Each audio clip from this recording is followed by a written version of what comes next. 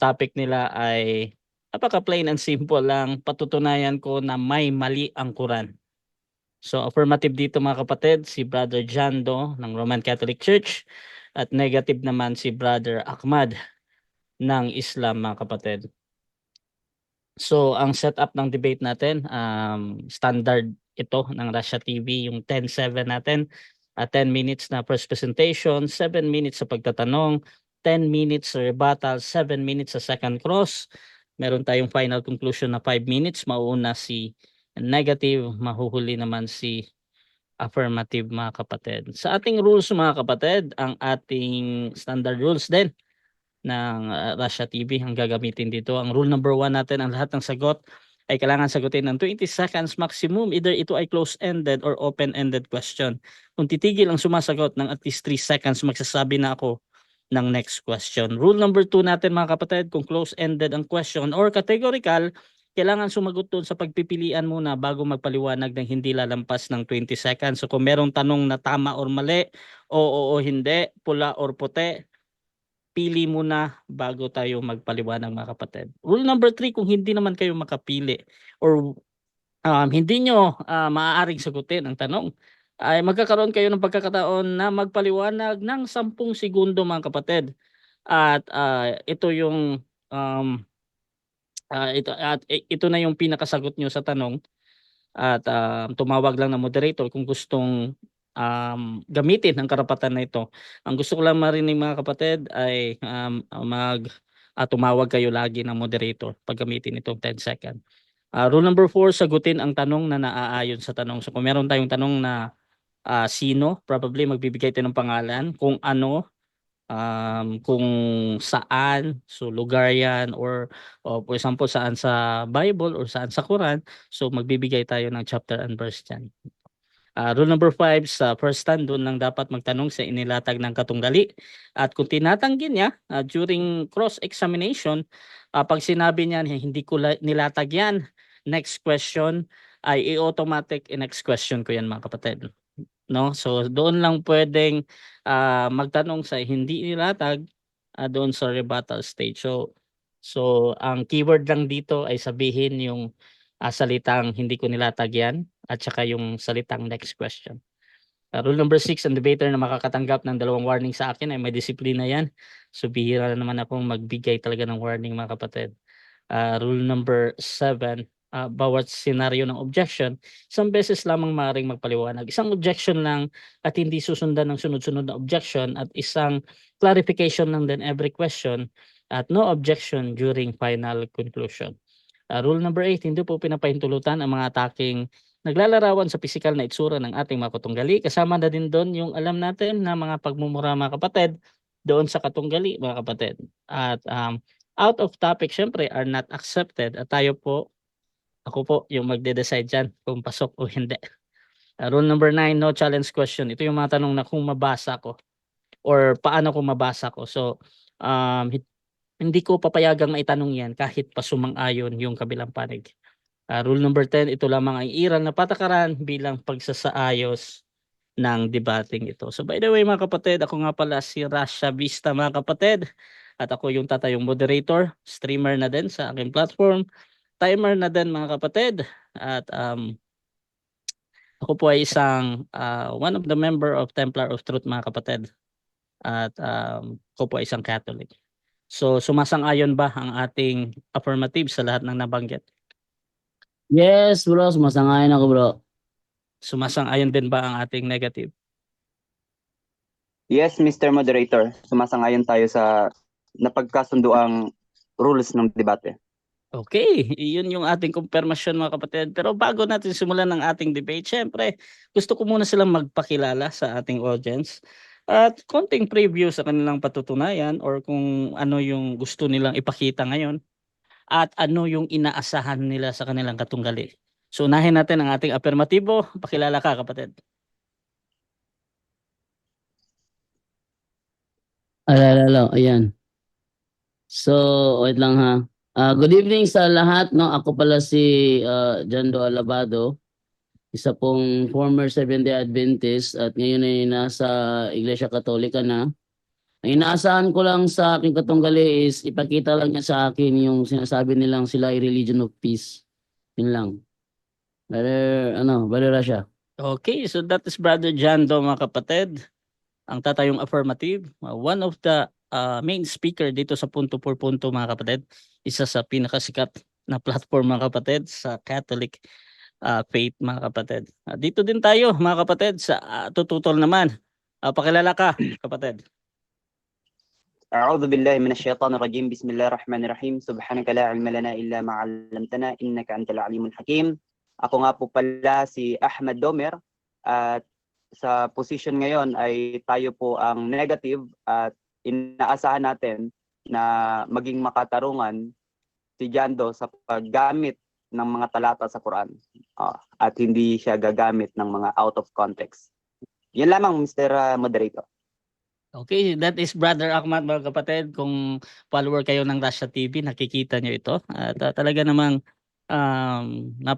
magaling, no, na depensador ng Islam, mga kapatid. At I think he graduated also in a talagang Islamic so hindi kayo mabibitin dito, mga kapatid. Ayan. So mga kapatid, please share yung ating live streaming ngayon kung gusto niyo yung mga ganitong content, ganitong usapan. Isa itong religious debate, mga kapatid. At this is between Christian or Catholic and Islam, mga kapatid. So again, ang topic nila ay patutunayan. Hello bro. Dinig ko bro. Patutunayan ko na may mali ang Quran. So yun yung topic natin, mga kapatid. So bibigyan ko ng 10 minuto sa unang pagpapahayag si Brother Jando. Kung meron siya presentation, he can prepare. Time start now bro, pag magsalita ka. Okay, magandang gabi po sa inyong lahat, mga puntos. At sa pagkakataong ito, matagal na po na binan po sa aming programa yung pagtalakayan sa Muslim. Pero I hope sana si Brother Ahmad Omer ay hindi kasing aggressive nung mga nauna natin nakatalakayan dito. Okay? At sana ang talakayan ito is hanggang talakayan lang, hindi mapunta sa personalan, hindi mapunta sa kung ano-ano man lang mapupuntahan na hindi maganda, hindi spiritual. Manatili sana yung kapayapaan sa pagitan ng Katoliko at saka ng Islam. Okay? Actually, ang temang ito ay kagustuhan ito ni Domer. Siya yung mismo sa akin, pumili sa akin. Sabi niya na patunayan ko raw na merong mali ang Quran. So sabihin, ilalabas ko lang yung mga sa tingin ko ay mali, no? At kukontrahin niya yung sinasabing mali. Okay? So, unang-una, kung babasahin po natin yung sa Genesis 2:7, ang sabi po sa aming Biblia ay ganito, no? Pagkatapos ginawa ng Panginoong Yahweh ang tao mula sa alabok. Hiningahan niya sa ilong at nagkaroon ito ng buhay. Ayon sa katuruan namin sa Biblia, ang tao ay ginawa mula sa alabok ng lupa. Pero sa Quran, ang tao ay ginawa mula sa plastic clay. No? Ang batayan natin dyan, yung sinasabi sa Quran 37:11, ate ipakita yung yung ating screen natin dito sa sa Quran 37:11. Okay? Ito tayo sa Islam 101. Quran 37:11, ganito ang mababasa. Then ask them, O Muhammad, are they stronger as a creation, or those others whom we have created? Lo, we created them of plastic clay. Ayon po sa sinasabi dito sa Quran, salin ito ni Muhammad Marmaduke Piktal, ang tao ay ginawa mula sa plastic clay. Yon. Pero sa Biblia, sa Biblia, ang tao ay ginawa mula sa alabok ng lupa. Mali yun. Mali na ang tao ay ginawa mula sa plastic clay. No? Doon sa ibang salin naman, nakalagay naman is sticky clay. Sa Sahih International yata yon. Sticky clay, dito naman kay Pictal naman is gawa mula sa plastic clay. Kung alin man sa kanila ang nagsinungaling dito, it's either si Pictal na nagsabi na plastic clay ginawa yung tao, o yung Sahih International na sinasabi na ang tao ginawa sa sticky clay, nasa kanila na yon. Pupa siya doon dahil di naman natin aral yung kanilang Quran. No? Kaya yun ang mali. Dahil never talagang mangyari na ang tao ay gawa mula sa plastic. Di naman ako gumagawa ng kwento. Ito yung ating ginagamit. Ito ay salin ni Muhammad Marmaduke Pictal sa 37:11. Ang tao ay gawa, we created them of plastic clay. Kung mali ang salin na yan, hindi ko yung problema. No? Ang sa akin lang, talagang mali na ang tao ay gawa sa clay. Ngayon, baka sabihin nila ngayon sa Quran kasi, wala naman nakalagay na plastic dyan. Nakalagay naman sa Quran ay clay. So, kung nagkamali si Pictal dito, kailangan niyang aminin muna na nagkamali si Pictal. Kasi yung mga Muslim na hindi nakakabasa ng Arabic, natural, magre-rely yon sa mga translations. No?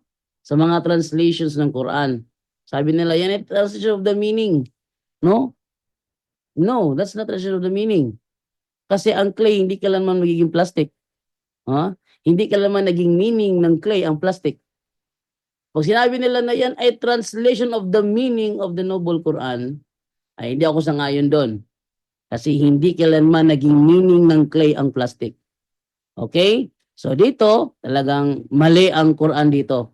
Na ang tao ay ginawa mula sa plastic clay. Katunayan, kapag ang tao ay na-cremate, no? Pag ang tao pinakremate mo at natapos na ang cremation, hindi naman nagiging plastic, hindi naman nagiging clay ang katawan ng tao. Bagkus ito ay nagiging alabok. Nagiging alabok. Nalalagay pa nga sa jar, hindi ba? Napapansin ninyo yung mga mayayaman ngayon na pinapakremate lang yung kanilang mga mahal sa buhay. Ang resulta niyan, nagiging alabok. Hindi nagiging clay. At hindi rin nagiging plastic clay. Hindi. Kaya mali ang sinasabing yon doon sa Quran. Pangalawa, doon naman sa Quran 15:26, sasalin pa rin ni Muhammad Marmaduke Pictal. Ating tingnan sa 15:26. Sabi naman dito, verily, we created man of potter's clay of black mud altered. Ano daw? Ginawa. Teka, please wag maging ingay yung hindi kasali. Pa-mute mo na, operator. Pwede bang pa-mute? Thank you. Sid lang po, Sid. So, sa mga nanonood dyan sa Zoom, wag na lang kayo maingay. Okay? Ito naman tayo ngayon. Ang sabi sa kanilang Quran, sa 15:26, ang tao ginawa mula sa potter's clay of black mud altered. Ano ba yung potter's clay of black mud altered? Ito yung literal na kahulugan yan. Sa literal na kahulugan, ito ay tumutukoy sa luwad o yung clay. Luwad na ginagamit ng mga magpapalayok, potter, na nagmula sa itim na putik, black mud, na nagbago o na-alter. Na-alter. Kaya nga may nakalagay black mud altered with D. Ito ay salin pa rin ni Muhammad Marmaduke Pictal, ang tao daw ginawa sa potter's clay of black mud altered. Tunayan, naging kontrahan yung dalawa. Bakit? Sa 37:11, ang tao ginawa mula sa plastic clay. Plastic clay. Sa 15:26, ang tao ginawa mula sa potter's clay of black mud altered. Kaya kung i-visualize nyo na lang, yung pinagkaiba ng plastic sa black mud altered, ang layo ng pagkakaiba. Kasi yung ginagawang ginagawang yung inuhugis ng mga patterns, hindi gawa sa plastic clay yun. Yun ay gawa sa putik. It's 2 minutes. Samantalang ang plastic clay ay plastic, no? Kung nakita na kayo kung paano maghulma, magpapalayok, yung hinuhulma niya doon daw ginawa ang tao. Mali yun. Bakit? Dahil kapag natuyo ang potter's clay of black mud altered, hindi naman ito natutulad sa katawan ng tao kapag na-cremate. Diba? Yung magpapalayok, gumawa ng vase gamit ang black mud altered. Pag yun natuyo, hindi siya katulad sa katawan ng tao pag na-cremate. Sa madaling salita, mali ang sinasabi ng Quran na ang tao daw ginawa mula sa potter's clay, black mud altered. Pero kakaiba itong sa Quran 1967. Kasi ayon dito, ang tao daw ay ginawa mula sa wala. Mali na naman yun. Unang-una, kinontra niyan 2 talata ng Quran. Sabi sa isa, ang tao ginawa sa plastic clay, tapos ang tao ginawa sa black mud, potter's clay, black mud altered. Ito namang isa, ginawa mula sa wala. Magkakontra, magkakaiba. No? Alangan namang iba-ibang tao ito. Sa ating katuruan siguro, si Adam na siguro ang unang ginawa. No, si Adam sa kanila. Ngayon, isang tanyag na atheist na si Charles Dawson ay pinagtawanan ng mga estudyante sa kanyang talumpati kung saan sinasabi niya na everything comes from nothing. Bakit pinagtawanan siya? Sa talatang ito ng Quran, ganun din na sinasabi na ang tao daw ay ginawa mula sa wala. Gayong salungat ito sa 2 sura na ginamit ko kanina. Okay. Okay, so dyan nagtatapos ang unang pahayag ng ating affirmative. Brother John Doe ng Roman Catholic Church. At dito tayo mga kapatid sa ating unang pagtatanong ng negative sa affirmative. Brother Ahmad, 7 minutes para sa iyo, bro. Your time start now. Okay, so unang tanong ko dyan, Do. Sinabi mong mali yung pahayag ng Quran. Masusuportahan mo ba? Okay? Masusuportahan mo ba ng scholar? Meron ka bang scholar na maibibigay na nagsasabing itong kapahayagan ng Quran specifically dun sa mga binanggit mong talata ay mali?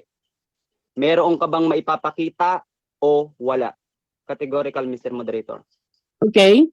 Wala akong may papakitang scholar dahil talagang malaki ang pinagkaiba ng tao ginawa sa plastic clay. Dahil never talagang mangyari na ang tao ay gawin ng Diyos mula sa plastic clay. Next question. Next question. Okay, next question.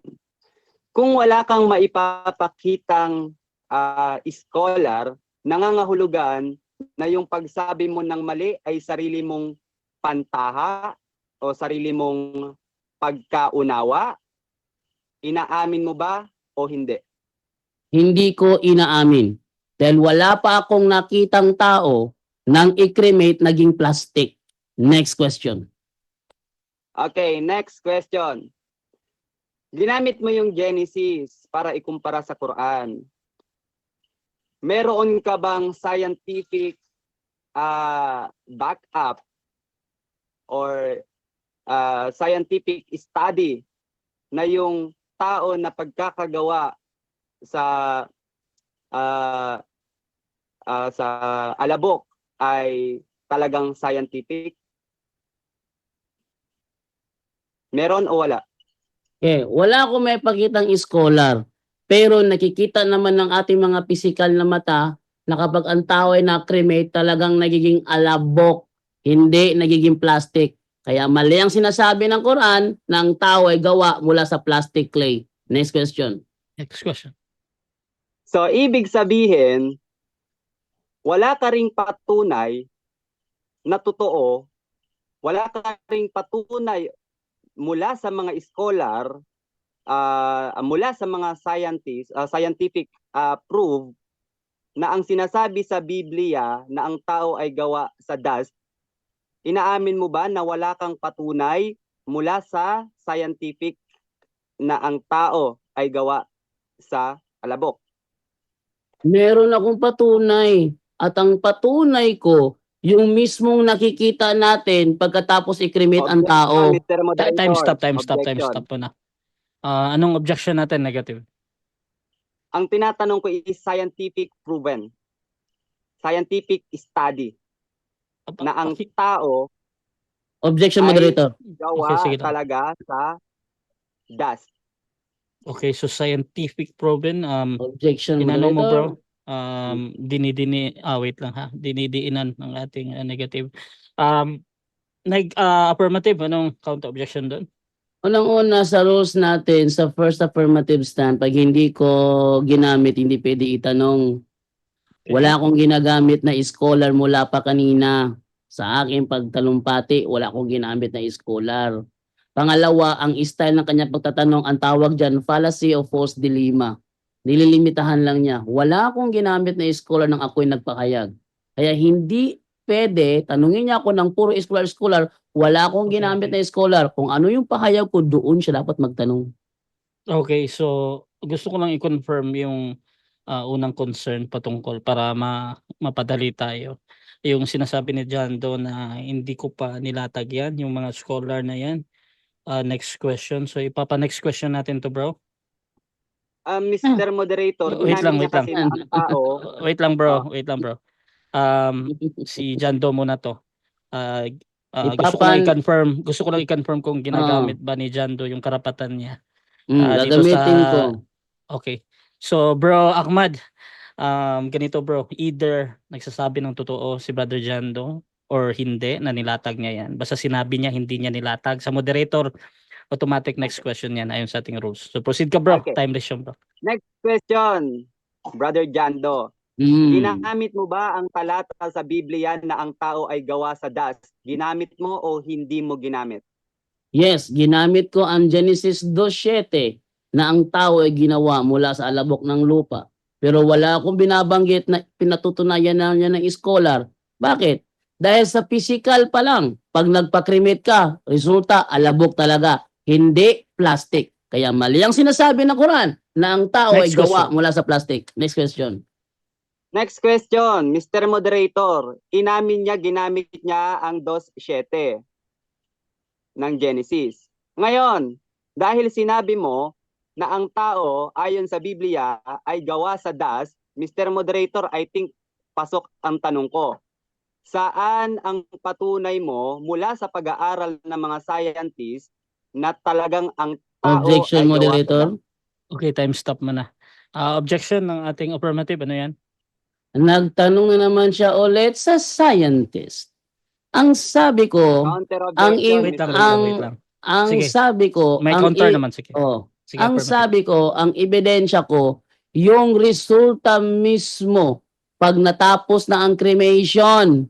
Pag natapos na ang cremation, nakikita talaga ng Okay, lahat okay. ng tao na alabok ang resulta, hindi plastic. Wala Okay, akong okay. binabanggit na scientist. Wait lang bro. Sige. Mm. So ganito kasi, nagpapaliwanag ka na Brother Jando doon sa tinatanong niya. Pero punta muna tayo sa kay Ahmad ha doon sa counter objection. Bro, Ahmad, proceed ka bro. Ang counter objection ko kasi, Mr. Moderator, ginamit niya yung 2:7 ng Genesis, which is ang tao gawa sa alabok. Ngayon, gusto kong mag-back upan niya sa tanong ko, kailangan syempre hindi yung hearsay lang. Nasa Okay. debate kami, kaya tinatanong ko siya, he is under my cross-examination. Okay. Nagtatanong ako kung nasaan ang patunay patungkol doon. Okay. So ganito, magde-decide muna ako. Actually, ang hinahanap mo bro, yung patunay nga. At si Brother John do nag-object pero I think nagpapaliwanag niya siya doon sa kanyang sagot ba. Ang gagawin ko na lang, bibigyan ko na lang ng 20 seconds si Brother John do. Tapos Brother Ahmad, pwede kang mag-objection dito bro kung you feel na kung ano man yung yung baga kung hindi nasasagot ba Brother Jando, 20 seconds. Ano daw yung okay. patunay? Ang patunay ko, yung nakikita talaga ng tao pagkatapos i-cremate, yung tao nagiging alabok, hindi scientist ang ginagamit kong patunay, kundi yung talaga nakikita ng tao na naging alabok yung katawan ng tao pagkatapos i-cremate. Next question. Next question. Ang alabok ba, Jando? O, confirm ko lang ha. Ang alabok ba na tinutukoy mo, ito yung gawa sa putik? Tama o mali? Mali. Kasi, pag na-cremate ang tao, hindi naman nagiging putik. Nagiging alabok talaga ang katawan ng tao. At yung alabok, syempre pag binasa mo, nagiging ano yun, nagiging putik yun, yung alabok binasa mo. Pero, alabok pa rin pag natuyo. Kaya, hindi yan plastic. Ang sinasabi ng Quran na Next question. gawa sa plastic, yun ang mali. Okay, next question ko, Mr. Moderator. Sabi dito, then Yahweh, God, formed man, dust drawn from the clay. Okay, ang tanong ko, ang clay ba ay hindi pinagsamang dust at tubig? Pinagsama o hindi? Okay. Hindi. Pag pinagsama yung dust at saka tubig, resulta mud. Putik eh. Mud. Di ba? Iba naman yung clay. Pero hindi siya plastic. Bro, doon ka mag-focus sa stand ko. Mali ang sinasabi ng Quran na ang tao ginawa mula sa plastic clay. Next question. Okay. Next question. Sabi mo kanina, i-confirm ko lang, batay sa Biblia, ang tao ay gawa sa dust. Objection, moderator. Time stop. Anong objection natin? Napapansin ko ang mga katanungan ni Domer, nakapokus na lang lahat sa Biblia, baka maubos yung oras. Puro sa Biblia ang tanong niya. Dapat tanungin niya ako sa sinasabi ko Mr. doon sa... Moderator. Wait lang ha. Gusto ko lang maintindihan mo na yung objection ha. May counter ka, Brother Ahmad, lagi. Brother Jando, pakiulit niya. Napansin ko lang kasi, sunod-sunod yung tanong niya, baka nasa Biblia, baka maubos lang yung oras natin. Sa katanungan niya, nakapokus sa Biblia. So hindi siya tinatanong, hindi niya ako tinatanong doon sa Quran kung mali ba o tama. Dapat sana doon siya mag-focus. Okay, so I think ang objection mo, bro, suggestion doon sa kabila kung paano siya magtanong. Brother Ahmad, may counter objection ka doon, bro? Counter objection, Mr. Moderator, problema niya yon dahil gumamit siya ng Biblia sa presentation niya. At ang rules natin, ang pagtatanong ko magmumula sa presentation niya. Okay. So dito mga kapatid, ipaparesume ko ulit yung pagtatanong, Brother Jando. However, I think nadinig naman ni Brother Ahmad yung sinasabi mo na you suggest na doon magtanong. However, tingnan ko muna kung yung forma ng tanong ni Ahmad dito. Buuin mo muna, Brother Jando, tapos you can object naman dito ha. Brother Ahmad, proceed ka muna sa question mo, bro. Okay. Ito yung tanong ko, Mr. Moderator. That's 50 seconds. Nakukonfuse ako sa salita. Time stop muna, time stop. Bro, nawawala ka, bro, Ahmad. Okay na ba? Okay na? Yan. Pakiulit yung from the start, bro, yung sa pagtatanong mo. Okay. Ito, Brother Jando, kasi nakukonfuse ako sa alabok. Ang alabok ba ay gawa sa lupa o gawa sa abo? Sagot. Yung alabok ng lupa. Sabi sa Genesis 2:7, ginawa ang tao mula sa alabok ng lupa. So galing siya sa lupa. Hindi siya galing sa... Time stop. Okay. Sagot wait lang. Objection, Brother Ahmad. Proceed, bro. Categorical kasi yung tanong ko eh. Ito ba'y gawa sa lupa o gawa sa abo? Okay. So, Brother Jando, ready ka namang mabili or magka-counter object ka muna? Counter objection ako, Fos de Lima pala yung tanong niya. Palacio Fos de Lima. Pareho lang yun, Brother Russia, kasi alabok ng lupa ang sinasabi sa Genesis. Alabok ng lupa. Okay, so I suggest bro kung wala kang mapili din ay you can use the Oo. 10 seconds or sabihin mo lang next question. So nang gagawin mo? Sasagutin ko 10 seconds, Proceed no? bro, 10 seconds Ah. ito. Ang sabi kasi, ang tao gawa mula sa alabok ng lupa. No? Alabok ng lupa. Kaya siya, the same lang, alabok ng lupa. Hindi siya gawa Next sa question. plastic clay. Next Next question. question. Okay, next question. Sabi ni Jando, ang Time. binanggit daw sa 7 minutes Biblia, time. Time. ah, Okay, so dyan nagtatapos Wala. mga kapatid ang ating 7 minutes na first cross ng ating negative.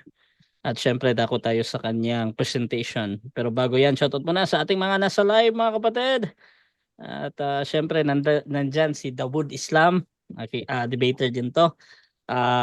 Si Khalid Mamiskal, nandyan din si Mac MK Kalman, si Umar Musa, napaka-supportive nila for sure sa ating negative dito. Si Jeng, si Dawood, sabi niya hindi mo pwedeng gamitin ang Biblia para mapamalian ang Quran. Sabi naman ni Mac MK Kalman, ano kaya yung source niya na sa plastic clay ginawa ang tao? Shoutout din kay Geng o Jeng. Hala, baka toy lang yun ang ginawa sa kanila or doll or mannequin. Shoutout din kay Umar Musa, saan yata niya napag-alaman na ginawa ang tao sa plastic? Jason Gulong, decomposition iyan ay scientific approach na kapag namatay yung tao ay nagiging alabok. Shoutout din kay Christine Everley, kasan gumising manood ka. Ayan. Shoutout din kay T. George. Hahaha, plastic talaga yung tao. Paano yun? Shoutout din kay Amy Alfonso. Dito din kay Maria Cecilia. Gawa pala sa plastic ang mga Muslim. Sabi ni Zach kasi Adul Amer, anong Quran yan na plastic ang mababasa natin? At shoutout din kay Ismael Dungon, kay Gladwin Ladaw. Ang topic, ang pagtuunan at pag-usapan. Emmy Alfonso, syempre, mahal na mahal ko yan, Sister Emmy. So mga kapatid, dako tayo sa ating negative naman. Brother Ahmad, 10 minutes bro. First presentation, your time start now. أعوذ بالله من الشيطان الرجيم بسم الله الرحمن الرحيم سبحانك لا علم لنا إلا ما علمتنا إنك أنت العليم الحكيم رب اشرح لي صدري ويسر لي أمري واحلل عقدة من لساني يفقه قولي السلام عليكم ورحمة الله وبركاته. Alhamdulillah mga kapatid sa pananampalatayang Islam, ang topic namin ay patutunayan ni Jando na mali ang Quran. Objectively. Hindi yung subjective. Okay? Magkaiba yung objective at yung subjective, Mr. Jando. Kaya hinahanapan kita kanina, sinong scholar ang nagsabi na yung pahayag sa Quran na pinagsasabi mong mali, sinong scholar ang sumuporta sa'yo na yun ay mali? Bakit? Kasi subjective yan. Sa'yo lang yan dahil wala kang nga naipakita. Pananaw mo lang na mali. Tinatanong kita kanina, meron ka bang mababasa na pinatunayan na ang tao ay gawa sa alabok? Wala ka ring maipakita. Pinagbabatayan mo lang din yung sarili mong tinitignan. Alam nyo, sabi niya, ni Jando, tingnan nyo kung paano niya baluktutin yung mga talata sa Biblia. Sabi ni Jando, alabok ng lupa. Teka lang, Jando. Sa Genesis chapter 2, verse 7, wala tayong mababasang alabok ng lupa. Ito ang sabi dito, nilikha ng Diyos ang tao mula sa alabok ng lupa ba? Hindi. Walang karugtong dito na alabok ng lupa, Mr. Jando. Ewan ko lang kung paano mo binabaluktot, pinagtatagpi-tagpi, yung mga talata. Ang sabi dito, nilikha ng Diyos ang tao mula sa alabok, hiningahan sa ilong, at nagkaroon ng buhay. Nasaan doon ang salitang lupa? Nasaan doon ang salitang lupa? Wala. Ngayon, gigibain natin itong binigay ni John Doe na talata ng Quran na pinagkukontra niya. Kontrahan daw. Ay, teka lang. Wala naman tayong mababasang plastic clay doon, Mr. John Doe. Basahin natin sa Arabica kasi pinagkontra-kontra niya. Sabi dito, fastaftihim ahum asyaddu khalqan amman khalqana inna khalaqnahum min tin. Kayo, sabi ng Allah, yung tao, katotohanan ay linikha kayo mula sa tin. Ano ba yung tin? Clay. Ngayon, kung gagamitin mong batayan ang Biblia para sabihing mali ang Quran, aba, yung salitang clay dito, binanggit din. Sa Genesis chapter 2, verse 7, okay, ang sabi dito, then Yahweh, God for man, thus drawn from the clay. Ang ibig pong sabihin ng plain, okay? Sa 37 verse 11, ang ginamit doon, plain. At paunahan ko na kayo, mali ang sinasabi ni John Doe na yung mga Muslim na hindi nakakabasa ng Arabic ay nagre-rely daw sa translation. No. Dahil ang mga Muslim na hindi nakakaintindi, hindi nakakabasa ng Arabic, nagre-rely sa tafsir. Magkaiba John Doe, ang tarjumah, ipapaliwanag ko sa iyo yung ginamit ni John Doe kanina ay tarjumah at hindi tafsir. Ang tafsir, ito yung pagpapaliwanag ng Quran, Mr. John Doe. Sa tafsir at maging sa Quran, hindi na natin gamitin ng tafsir, mismong sa Quran na Arabic. Okay. Ang binanggit sa mismong Quran ay plain. Plain. Ibig sabihin ay ito yung clay, no? Ito yung clay. Ngayon, sabi niya kanina dito sa chapter 15 verse 26 ay ano daw? Black? Okay. Hindi siguro alam ni John Doe kung papaano ang paniniwala nating mga Muslim. Puntahan natin yung 15. Okay. Ang binanggit doon sa 15 ay eto. Pilit niyang pinagbabangga yung dalawang talatang hindi naman magkakontra. Chapter 15 verse 26. Okay. Ang sabi dito, okay, wala kad khalaqanal insana min salsalin min hamaim masnun. Tignan nyo ang kasinungalingan ni John Doe. Ano yung sabi niya kanina? Sa black daw, black. We have created Adam, the progenitor of mankind, from dry clay. Ayun. Hindi sila nagkakasalungatan. Doon sa una, sa chapter 37, verse 11, linikha ang tao mula sa tin, sa clay. Dito, ganun din, Mr. John Doe. Pilit mong pinagbabangga yung dalawang talata na magkakontra, na hindi magkakontra, pilit mong pinagkukontra. Ngayon, tatanungin tayo ni John Doe.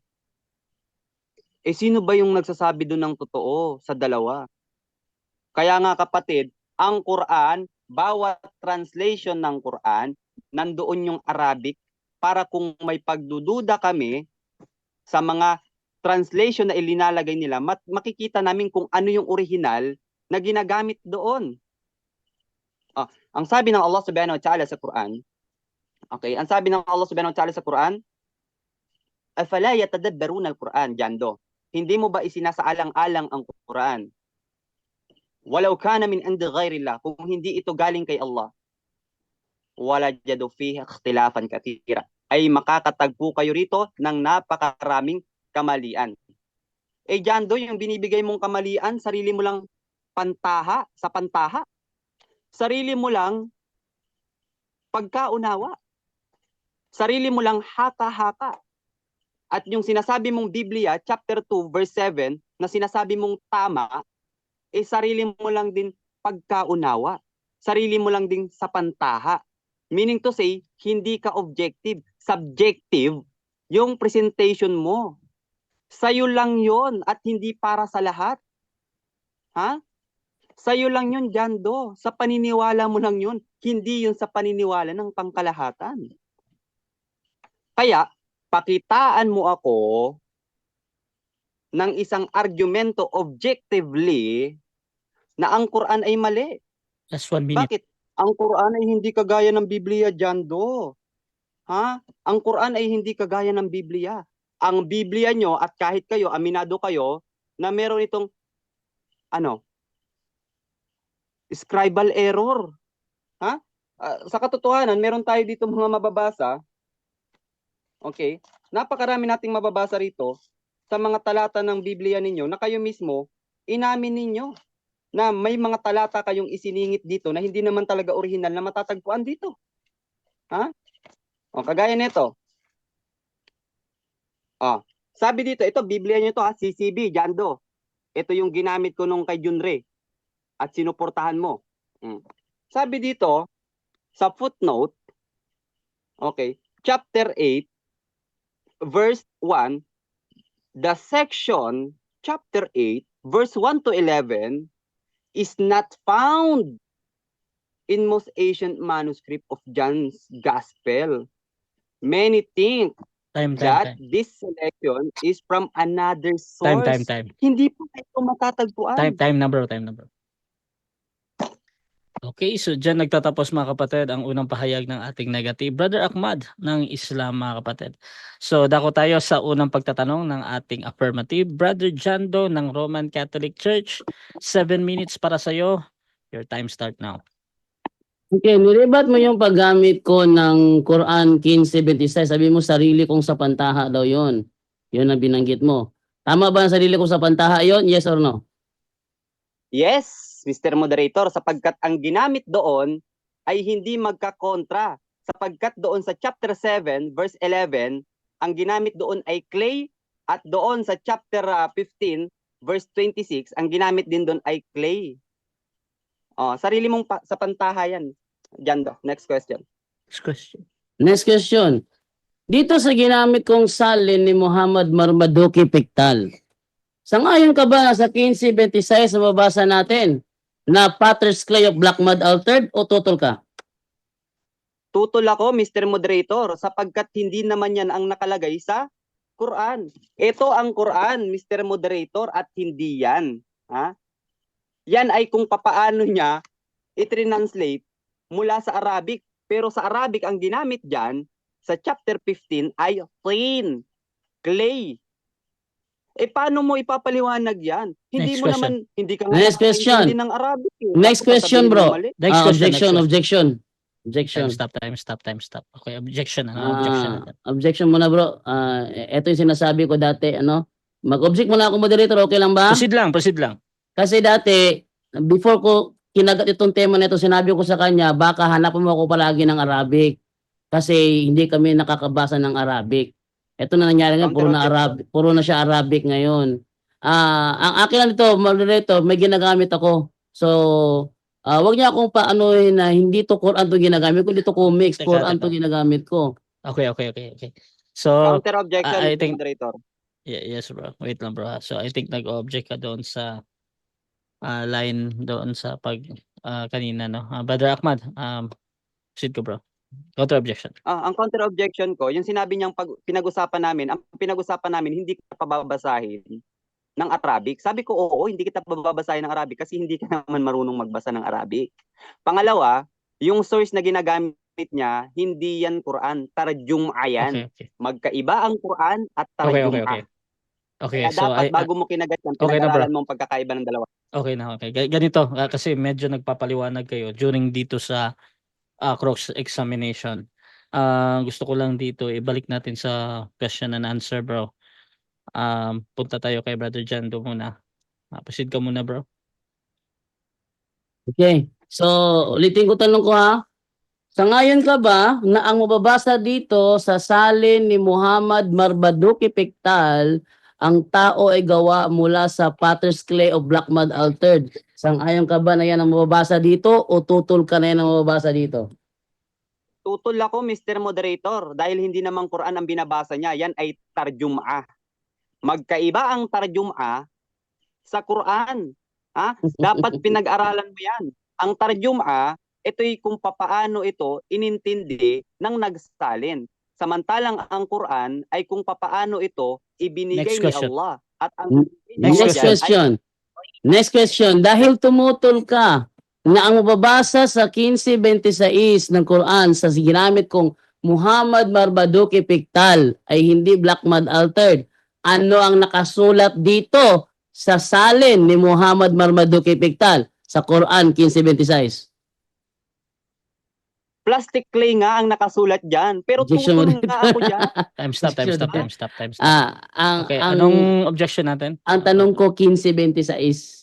15:26. Ko-confirm ko lang kasi sa pantaha daw eh. So, ko-confirm ko lang kung yung Okay, ginamit ko okay. ba sa pantaha ko lang may binabasa ako. Confirm Okay, ko okay. lang 'yun. Oh, pag ano sa kanya. Okay, so nag-object ka, bro, sa pagsagot niya, no? Brother Ahmad, Okay, sasagot meron ako. kang counter-objection Sasagot or... ako, Mr. Moderator. Okay, so ano mo muna natin, bro, ipabalik natin yung tanong, bro. Naka-time stop naman to, tapos mag-on lang kay Ahmad para ma-clear lang ulit. Brother Jando, pakiulit nga yung tanong mo, bro. Okay. Dahil tumutol ka na ang mababasa sa salin ni Muhammad Marmaduke Piktal ay potter's clay of black mud altered. Ano ang nakasulat sa salin ni Marmaduke Piktal kung ito ay hindi potter's clay of black mud altered? Proceed. Okay. Yung binabanggit niya doon sa chapter 15 verse 26 at saka doon sa 37 verse 11, ang ginamit doon, Mr. Moderator, ay parehas clay sa Arabic, plain. Hindi kontrahan yan, Mr. Moderator, pinagkokontra niya lang. Next question. Next question. Objection. Okay, proceed sa objection mo na, ha? Hindi sinasagot ang tanong ko. Ang sabi niya kasi tutol siya na sa salin ni Muhammad Marmaduke Piktal sa 15:26. Ang mababasa diyan ay ang tao gawa sa potter's clay of black mud altered. Tutol siya na yan daw. Tutol siya na yan daw mababasa diyan. Ano ang mababasa sa 15:26 ng salin ni Muhammad Marmaduke Piktal kung hindi potter's clay of black mud altered? Ano mababasa diyan? Okay, so again, inulit mo yung tanong mo, bro. Mr. Moderator. Yes, wait lang, bro, ha. Gusto ko lang ipaintindi. Yung objection ni Brother Jando, nag-object ka. Nag-object siya dahil sa pagsagot mo kung paano ka sumagot dito, ha. Brother Ahmad, proceed ka sa counter-objection doon. Nagtatanong siya kung tutol daw ako sa salin ng kanyang ipinapakita na black clay. Kung tutol daw ako, ano daw ang salin doon? Binasa niya na yung salin doon sa talatang binigay niya. Ang tinututulan ko, hindi yun ang nakalagay sa Quran kasi yan ay tarjumah. Ang ginagamit niya ay tarjumah at hindi po Quran. Okay. At sa Quran, hindi yan ang nakalagay. Next question. Okay, so ganito mga kapatid, ha. Brother Jando, yung pagsagot niya, bro, again, hindi ako judge dito kung that is tama or mali. However, tinatanggap ko yun as a valid answer, bro. So, nasa audience naman yan kung titimbangin kung talagang nakasagot o hindi, no? So, proceed ka muna, Brother Jando, sa next question, bro. Next question, tanong ko sa kanya. Sabi niya kasi sa pantaha ko lang. So, ulitin ko, kung tutol ka na ang mababasa sa salin ni Piktal ay potter's clay of black mud altered, ano ang nakasulat sa salin niya kung hindi ito potter's clay of black mud altered? Okay, ito, sagot ko, Mr. Moderator. Yung sinasabi kong sa pantaha niya na mali, yung nakasulat o mali o salungatan yung nasa Quran. Yun ang sapantahan niya. Yung salin na ginamit niya, yes, nabasa niya dyan. At dahil nabasa niya yan, ang sabi niya, mali daw. Sapantahan niya yun. Sarili niyang opinion yun. O, next question. Next question. Okay, sarili kong opinion at mali ako doon, sabi mo. Tanong, uulitin ko, itong sinasabi ni Muhammad Marmaduke Picktal na ang tao ay gawa sa potter's clay of black mud altered, tama ba ito sinabi niya o mali? Okay. Kanina ko pa sinasagot, Mr. Moderator. Objection, moderator. Na hindi yan ang Time stop, nakalagay. time stop. Okay. Objection natin, affirmative. Unahin natin yan. Categorical ang aking tanong. At ito ay for clarification lang sa sinasabi niya, nasasapantaha lang daw ako. So, categorical ang tanong ko, moderator, pakisagot niya yung categorical bago siya mag-explain. Counter objection, Mr. Moderator. Okay, ang objection dito bro, yung sa tama or mali ha. Brother Ahmad, counter objection mo bro. Kanina ko pa yan sinagot, Mr. Moderator. Pang-apat niya na tanong yan. Na ganyan pa rin ang tanong niya. I think it is a circular argument. Kanina ko pa Okay. sinasagot yan. Okay, so ganito bro, sa rules ko kasi, wala pa tayong rules doon sa paulit-ulit ng tanong ba? Kasi usually ginagamit din yan ng debater as a technique kung ano man yung gusto nila. However, Okay. dito, tinatanggap ko yan as a valid question, yung tama or mali. Kung Okay. hindi ka makapili bro, mag-explain ka kung ano mang dahilan, pwede 10 seconds. At Sasagot or ako, Mr. Moderator. sige bro. So ano mo nang pinipili mo bro? Tama ba Sasagot daw o ako. mali? Pakiulit ng tanong. Okay, pakiulit mo na yung tanong. Okay, ulitin ko ang tanong ko. Itong Time stop itong sinasabi sa Quran 15:26, salin ni Muhammad Marmaduke Picktal na ang tao ay gawa sa potter's clay of black mud altered. Tama ba ito o mali? Tama or mali? Okay. Mali po, Mr. Moderator. Okay? Sapagkat ang ginamit sa Quran, hindi sa tarjuma na ginagamit niya. Tarjuma yung ginagamit niya, hindi Quran. Ang topic namin Quran. Okay. Ang ginamit sa Quran ay tin, clay. Next question. Next question. Okay, next question. Dito naman tayo ngayon sa 37:11.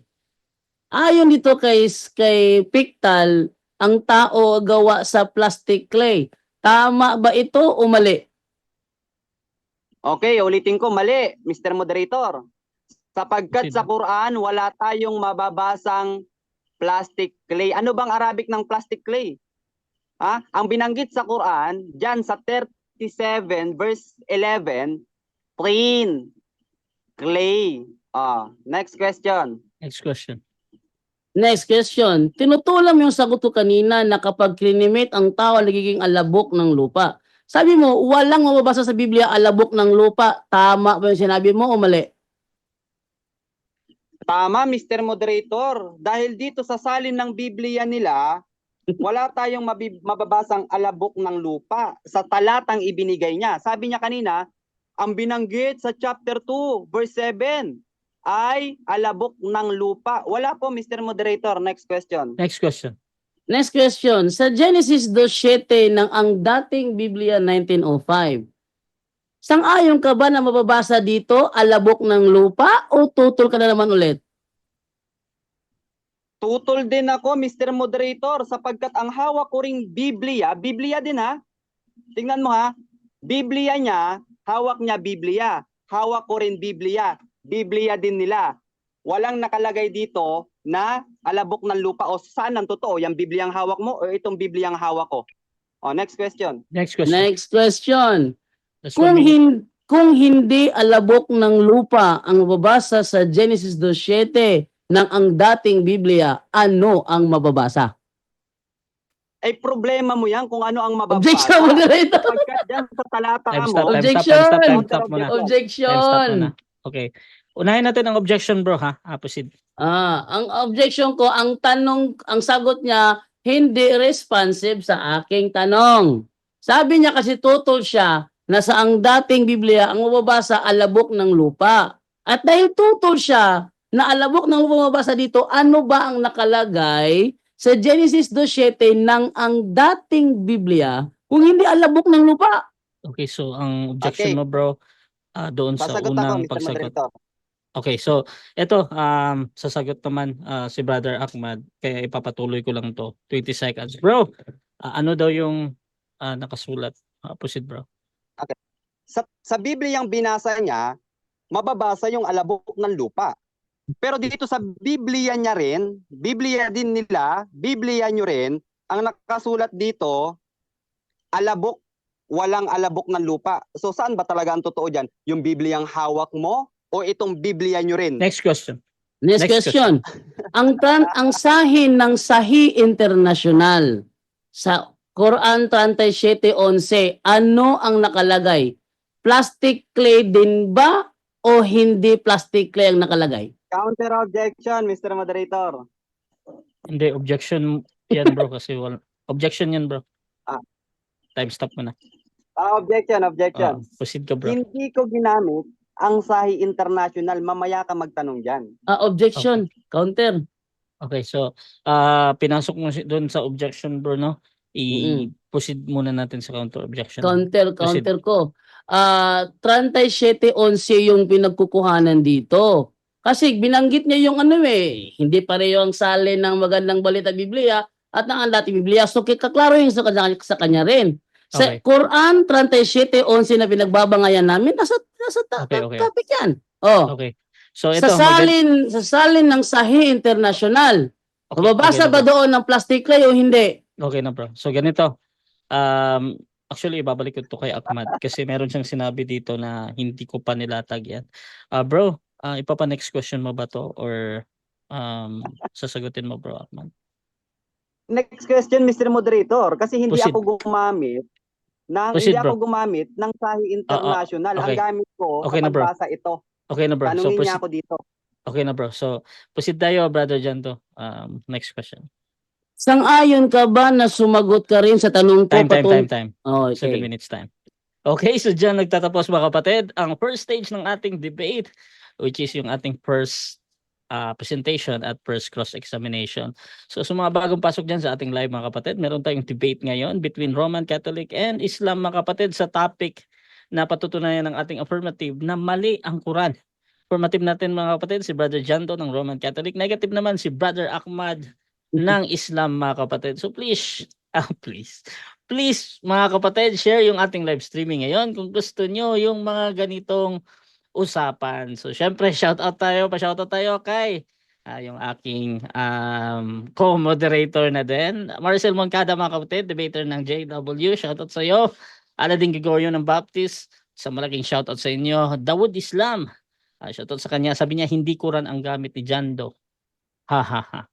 Shoutout din kay Aladin Gregorio, watching daw siya. Kay Mac MK Kalman, Quran 15:26-27, translated by Muhammad. Macdot Pitkal, translation, and indeed we created man from sounding clay. Pahayag ni Muhammad, Marmuduki Piktal ay sounding clay. Shoutout din kay Zach Amir, anong Quran gamit ni Jando? Question mark. Shoutout din kay Lovinel Soto, wala na nagkahito na si Ahmad. Shoutout din kay Jason Gulong, both Genesis 2:7 and Genesis 3:19 sa Greek Hebrew interlinear ay das yung ginagamit at hindi clay. At shoutout din kay Jeng, Genesis 2:27, ang Diyos ang naglikha ng tao mula sa likabok at ng lupa at hininga ng buhay. Imahen ng Diyos. Number 2, ang tao ay nilikha sa imahen ng Diyos. Haba no? Shoutout din dito kay Clara Mara. According po ito sa Quran 86:6 at tafsir ng Sunni scholar ng Islam ni Ibn Kathir. Mahaba, basahin nyo na lang. Shoutout shoutout dito mga kapatid kay sino pa yung hindi ko nabasa.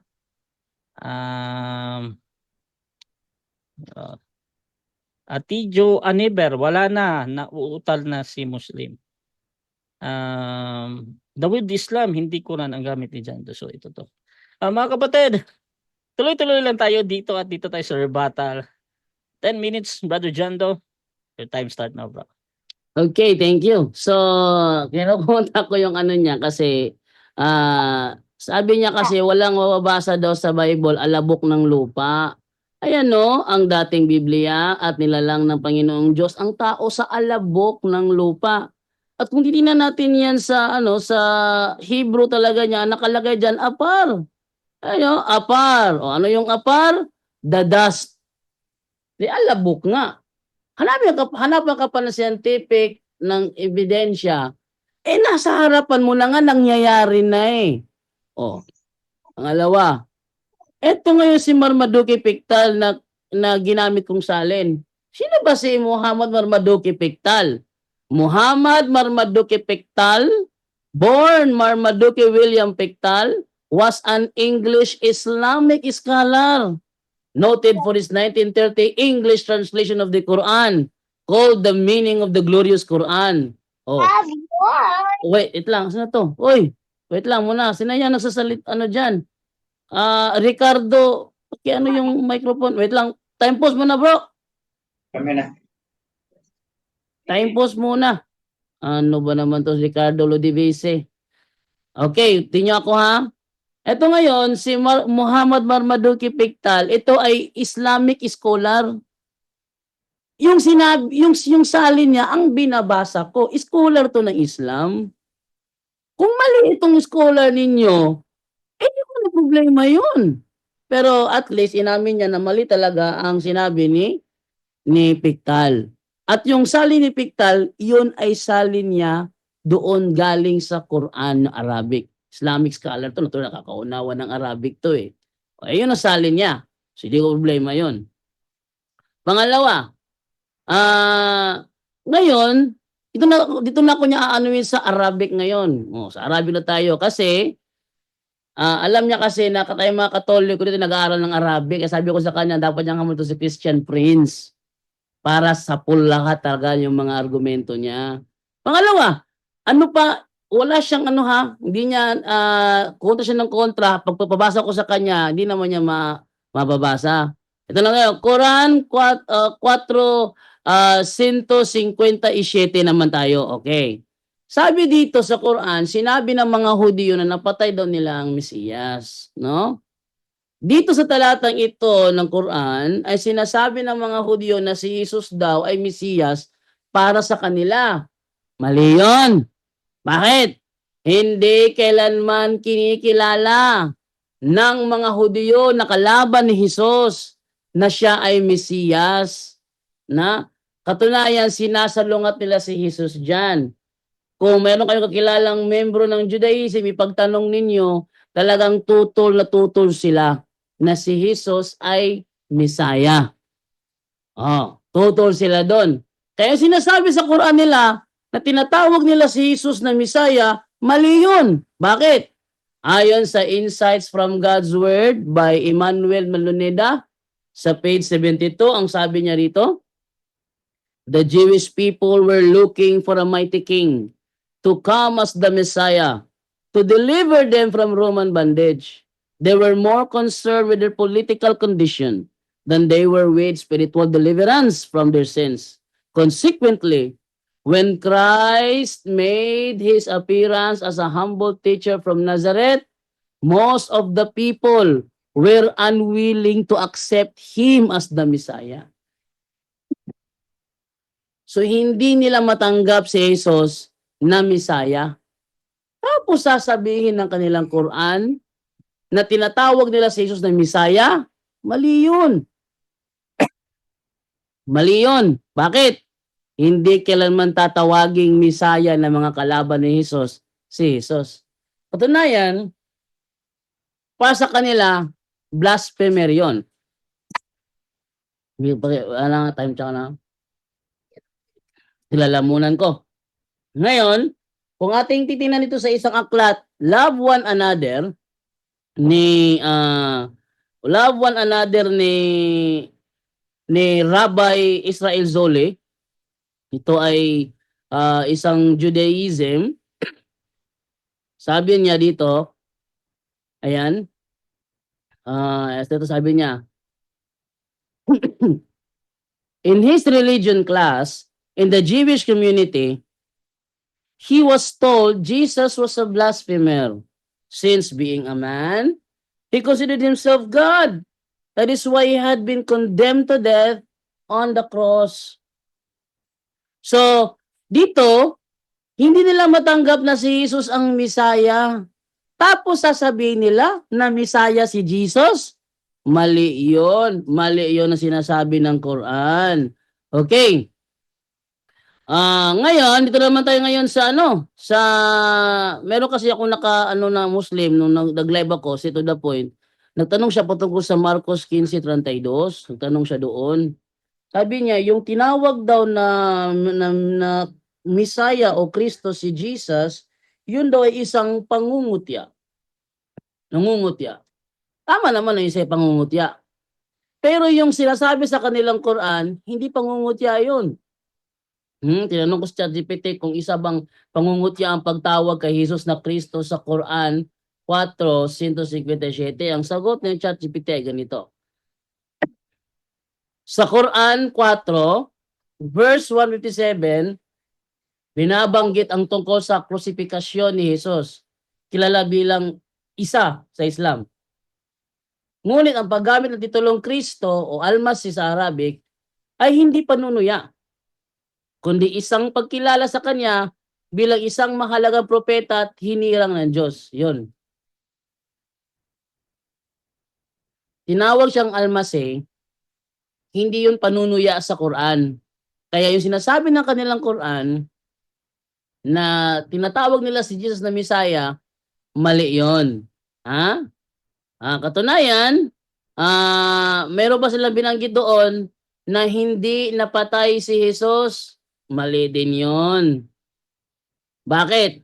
Naalala ko dati yung yung talakayan ni Muhammad Rodriguez sa sino yung isang viewers natin, yung kanyang apelyido Bayot, tinanong siya, Rico, ni Brother Rico, tinanong siya patungkol doon sa meron ka bang mababasa sa history na si Jesus ay hindi napatay? Kasi yung pinababatayan nyo Quran lang. How about sa history? Meron ba sa history mababasa ba ninyo na ang Jesus ay hindi napatay? Wala rin siyang prueba. Katunayan, kung babasahin natin yung mga komentary sa wait lang. Badala siya, time pause muna. Malikot yung chikiting ko rito eh. Okay. Okay, Proceed ngayon. Oo. Ala, wait lang. Wait lang muna bro. Labas ko muna to kasi lalambing na to. Ibig sabihin naantok na to. Okay, ganyan. Wait lang ha. Wait lang muna. Okay. Ngayon kinuha ko yung yung sinasabi doon sa Isaiah 53:3 hanggang 8, may papatayin doon. Papatayin. Siyempre si Propeta Isaiah yung humula noon. Pag hindi mangyayari yun, hindi matutupad na siya ay propeta. Siya lilitaw na isang bulaang propeta. Kaya nga doon sa Gawa 8:31 hanggang 35, pinaliwanag ni Felipe doon sa nakasakay sa karwahe na yun ay patungkol kay Jesus. No? Kaya, ngayon, sabi niya dito, kung titingnan naman natin sa Annals 1544 ni Cornelius Tacitus, sabi, consequently, to get rid of the report, Nero fastened the guilt and inflicted the most exquisite tortures on a class hated for their abominations called Christians by the populace. Christus, Just 1 minute. from whom the name had its origin, suffered the extreme penalty during the reign of Tiberius at the hands of one of our procurators, Pontius Pilatus. Isang Roman historian, tandaan nyo ha, isang Jewish rabbi ang nagpapatunay that is why he had been condemned to death on the cross. Tapos, ito naman si Tacitus naman, sabi naman si Tacitus, merong Kristos nag-suffer ng extreme penalty during the reign of Tiberius at the hands of one of our procurators, Pontius Pilatus. Na-crucify talaga ang si Jesus, si Kristos, yung leader ng tinatawag na Christians by the populace. No? Ngayon, Isa pang Time. yun. Ne, okay. Okay, so dyan nagtatapos ang rebuttal ng ating affirmative. Brother Jando ng Roman Catholic Church. At dito tayo sa second cross ng ating negative. Brother Ahmad ng Islam, 7 minutes bro. Second cross, your time start now. Okay. Ito, next question ko. Siguro naman ay hindi na siya makakapag-objection. Ito, unang tanong, Mr. Moderator. Saan mababasa, okay, mula sa mga scholar na yung pinagbabanggit niyang mga talata ay mali at kontrahan? Sagot? Okay. Ang wala akong binanggit na scholar sa pahayag ko. Ang ginamit ko sa pahayag ko ay yung aklat na Objection. Time stop. Objection. Anong objection ng negative? Mr. Moderator, nasa pangalawang cross-examine na kami. Binanggit niya man o hindi niya binanggit, I think ay kailangan niyang sagutin as long as na ito'y nasa topic. Ang tanong ko, sinong scholar ang nagsasabi na yung mga pinagbabanggit niyang talata ay mali at kontrahan?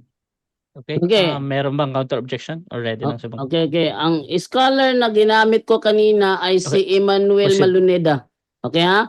Ang scholar na ginamit ko kanina ay si Emmanuel Maluneda sa kanyang aklat Insights from God's Word. Page 72, sabi niya, when Christ made his appearance as a humble teacher from Nazareth, most of the people were unwilling to accept him as the Messiah. So mali ang sinasabi sa Quran na kinilala siyang Messiah sa Next question. 4:157. Next question. Okay, next question. Yun bang tinutukoy niya doon ay binanggit niya doon na yung kanyang sulat ay para sa Quran? Yes or no? No, wala siyang binanggit. Ang sabi lang niya ng Bible scholar na si Emmanuel Maluneda, nang si Kristo ay nagpakilala as a humble teacher, never siyang inaccept na Messiah. Katunayan, ang mga Hudyo sa Israel, hindi talaga siya matanggap na siya ay Messiah. Next question. Okay, next question. Pinatutunayan mo ba na mali ang Quran? Batay sa iyong sariling pagkaunawa o batay sa sinabi ng mga scholar? Okay. Batay sa sinasabi ng scholar na mali talaga ang Quran dahil never talaga tinatanggap ng mga Judaism, ng mga Israelitang kalaban ni Jesus na siya ay Messiah. Katunayan, last week may nakadebate kaming House of Israel, tutol siya na Messiah si Jesus. Next question. Next question. Okay.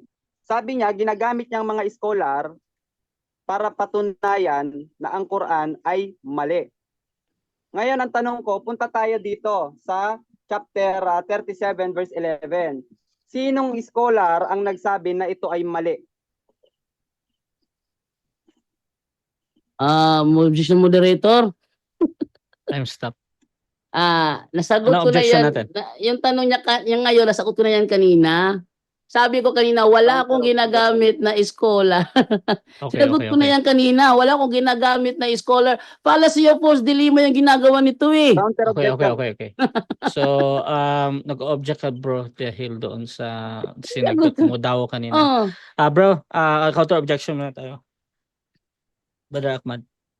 Hindi siguro naiintindihan ni Jando na nasa second cross-examine na siya. Binanggit mo man ang scholar o hindi, as long as na nasa paksa, dapat mong sagutin. Okay. So, ganito, Jando. magde-decide mo na ako mga bro. Naintindihan ko na yung inyong mga sa objection at Okay. counter. Dito bro, Jando, ang hinahanap lang naman ni Brother Ahmad yung sino o yung pangalan. However, ito naman yung magsasagot dito. Kung sasagot ka ng 20 seconds bro, pwede kang 20 seconds sasagutin ko bro. 20 oo. seconds. So ganito, maghintay ka lang Brother Ahmad ha, kung meron ba siyang babanggit. Proceed ka bro, Jando, 20 seconds bro. Sino daw bro? Gagamitin ko ang 20 seconds bilang ulit sa sagot ko kanina na wala akong ginamit na scholar. Ang patunay ko lang na kapag ang tao na cremate, hindi nagiging clay. Nagiging alabok ng lupa. Wala akong nakitang na-cremate. Pagkatapos ng cremation, naging clay siya. Wala. Next question. Okay. Next question ko. Okay. Doon sa chapter 37, verse 11, at saka doon sa chapter 15, verse 26, na sinasabi mo na magkakontrahan, okay, na pag-aralan mo ba talaga yan? Yan Yes. ang tanong ko, Mr. Yes, na pag-aralan ko dahil pag i-cremate ang tao, Okay. hindi talaga nagiging clay, kundi nagiging alabok ng lupa. Next question. Next question. Okay. Next question ko, Mr. Moderator. Uulitin ko. Yung chapter 37, verse 11, pinag-aralan mo ba ng mabuti at masinsinan? Yes or no? So, no. Yes, pinag-aralan ko nga. Katunayan, pag na-cremate yung tao, hindi nga nagiging clay pagkatapos, kundi naging alabok ng lupa. Yung sinasabi sa Quran niyo, mali yan. Next question. Next question. Okay. Dahil sa pinag-aralan niya raw ito ng mabuti at masinsinan, okay, ang tanong ko, Mr. Moderator, ito ha, pinag-aralan niya raw ng mabuti, uulitin ko, pinag-aralan niya ng mabuti at masinsinan. Ibig sabihin, sa bawat aspeto neto, saan man nating anggulo tignan, ay talagang pinag-aralan niya at alam niya. Okay. Next, ang tanong ko, ang ginamit dito ay salitang tin sa Arabic. Ang tanong ko, ano ang salin o ano ang kahulugan ng tin? Kasi pinag-aralan niya raw ito ng mabuti, Mr. Moderator. Okay. Proceed sa sagot. Sinagot mo na yan kanina, clay. At yan ay mali kasi pag na-cremate yung tao, hindi nagiging clay. Nagiging alabok ng lupa. Next question. Next question. Okay. Sabi niya raw, hindi daw clay. Ang binanggit dito sa kanilang Biblia, sa CCB, kasi ang batayan niya, kapag sinunog daw, hindi nagiging clay. Ang problema, dito, Mr. Moderator, dito ko kukunin yung tanong ko ha. Ang sabi Proceed. dito, sa Genesis chapter 2, verse 7, ang tao daw ay ginawa sa clay. Sa pamamagitan ng clay. Ito Then Yahweh, God formed man, thus drawn from the clay, and breathed. Ang tanong ko, yung clay na binabanggit dito, mali din ba dahil kapag sinusunog ang tao, hindi nagiging clay at ang binabanggit sa Biblia ay clay? Mali din ba? Okay. Mali ang pagkakasalin. Bakit? Sa original niyan, ang nakalagay dyan, apar, means dust. Dust originally. Di ba? O, dust. Kaya ang tao pag, from dust to dust, no? Ang dust, pag binasa mo, doon naman nagiging putik. Doon naman nagiging putik, ano? Ang putik naman, Next question. mud. Oh. Next question. Sabi niya maling salin daw. So maling salin itong Objection, CCB. moderator. Time stop na. Objection, moderator. Anong objection? Wala akong sinabi na maling salin ang CCB. Ang pagkakasabi lang na clay, yun ay mali. Kasi sa original, Okay. it's dust. Okay, Dust okay. ang sa original. Wala akong sinabi na ang buong CCB maling salin. Wala akong sinabing gano'n. Okay na. So ganito, nag-object ka bro dahil doon sa premise, no? Brother Hmm. Ahmad, meron ka bang counter objection doon or magre-rephrase ka ng tanong? Mag-ano na lang ako. Next question ako, Mr. Okay. Moderator. Proceed bro. 37 Okay. seconds lang to bro. Okay, wait lang ha. Hmm. Time resume. Ilang ano na lang, ilang minuto na 37 lang, Mr. seconds. 37 seconds. Hindi na rin siguro aabot ano ko na, Mr. Moderator. Okay, so dyan nagtatapos mga kapatid ang second cross ng ating negative at dako tayo sa rebuttal din ng ating negative mga kapatid at bibigyan ko siya ng 10 minutes. Proceed ka bro. Wait lang ha. Sige lang, magsa-start yung time mo. Okay, at punta tayo sa presentation natin. Again, tinatanong natin siya. Wala siyang patunay na ang Quran ay mali mula sa mga outside source. wala siyang maipakita na nagsasabing ang Quran ay mali. Lahat ng binabanggit niya ay pag-aakala niya lamang na mali. Ha? Pag-aakala niya lang na mali. Bibigyan ko kayo ng mga kamalian. Ha? Ganito ang tunay na kamalian. Papakita ko sa inyo. Ha? Mula sa CCB, sabi niya hindi naman daw tumaling CCB. Ganito yung mali. Papakita ko sa inyo. Okay. Sa Luke chapter 22, yung verse daw dito, some of the ancient manuscript of the gospel do not have verse 34 and 44. Objection, moderator. Objection, Time stop moderator. muna. So Time stop. ngayon, Wait lang, time stop Objection. muna. Objection natin. Ano yan, bro? Ang ginagawa ng aking katunggali ay strawman fallacy. Hindi namin topic ang Counter Biblia objection. ngayon. Hindi namin topic ang Biblia ngayon. Ang topic namin yung Quran nila. Dapat Counter objection. Wait lang, Ahmad. Okay. yung pagbabanggit niya sa Biblia na kulang ng verse 34, that's out of topic, moderator. Strawman fallacy, hindi ko hahabulin yan. Ang aming topic ngayon, patutunayan na mali ang Quran. Okay. Naintindihan ko. So, Counter objection. ang objection dito yung sa out of topic yung presentation. Brother Ahmad, ano yung counter objection mo doon? Ay, alam niya palang out of topic kapag gumamit ka ng Biblia, bakit siya gumamit kanina ng Biblia? 'Di ba? Ang topic naming Quran. Ginamit niya kanina ang Biblia para patunayang mali ang Quran. Ngayon gagamit naman ako ng Biblia para ipakita kung ano ang pagkakaiba ng tunay na kamalian sa kamalian na gawa-gawa ni Jando. Okay. So, ganito, magde-decide muna ako dito, Brother Ahmad. Usually kasi sa mga debates, bro, nagbibigay ako ng at least 2 minutes na out of topic talaga. For example, talagang labas dito. At sa akin talaga medyo kumbaga yung pag-uusap is about Quran, tapos mapunta siya sa parang sa mali ang Bible is hindi talaga aakma doon sa topic ba. However, mga kapatid, binibigyan ko lagi yan ng 2 minutes na palugit. At pwedeng mag-object yung ating kapatid kung hindi siya babalik doon sa kanyang pinaka-main na topics na ang Quran ay yung topic natin ba na mali ang Quran bilang negatibo si Brother Ahmad. So bibigyan kita ng palugit dito, Brother Ahmad at Brother Jando. You can object, Brother Jando, within 2 minutes kung babalik pa or hindi. Tapos magde-decide ako ulit. Brother Ahmad, proceed ka muna, bro. Time resume. Ngayon, gagamitin natin itong Biblia para ipakita kung ano ba talaga ang tamang mali. Kasi sa Quran, hindi niya nahanapan ng ganito eh.